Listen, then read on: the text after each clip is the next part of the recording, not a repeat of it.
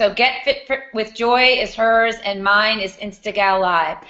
I took my ideas and started my own boot camp business, and there I'm able to combine my love of marketing, because as an entrepreneur, as you know, Sue, you have to create and innovate constantly to attract your ideal client. So Joy has almost 30,000 followers, and I am so impressed with that because her conversion rate from the number of posts that she's made is really high.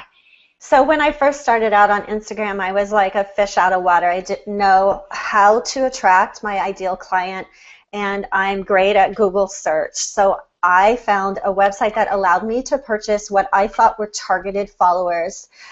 Lesson be learned, they were not targeted followers. So I wanted just to get that out there and let all the listeners know that it is so not worth buying any followers ever.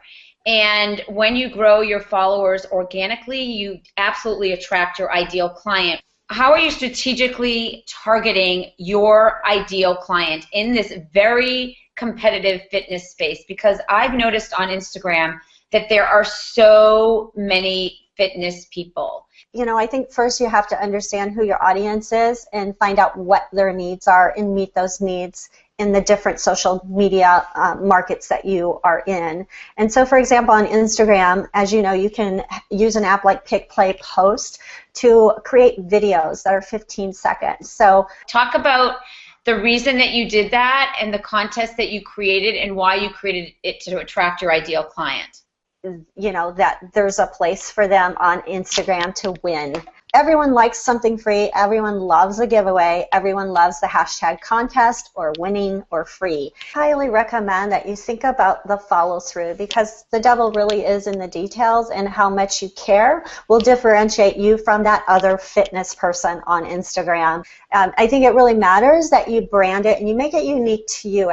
What you just said about branding yourself, I think, is so important. And that essentially, in my opinion, is the essence of Instagram and what you can do. You can really niche down what you're an expert at. Can you just talk us through what your hashtag strategy is? Refresh your hashtags so that they do stay relevant. And maybe try different hashtags every couple hours if it's a post that you see is drawing some attention.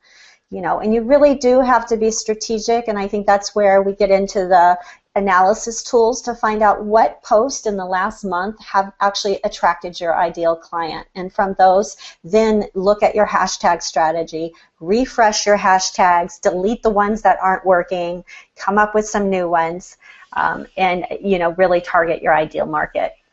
I don't know if you can see it, but those are my notes that I keep.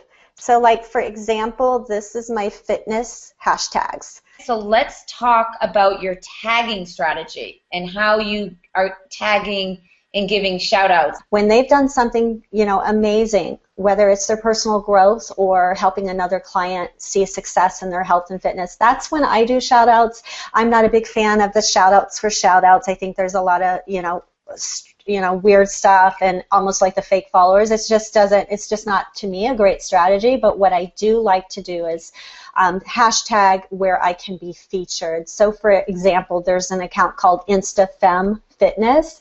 If you hashtag them in something that you're doing as far as a workout, and it's a well-lit and well-shot photo. Thank you all for watching. It was an Insta-awesome time.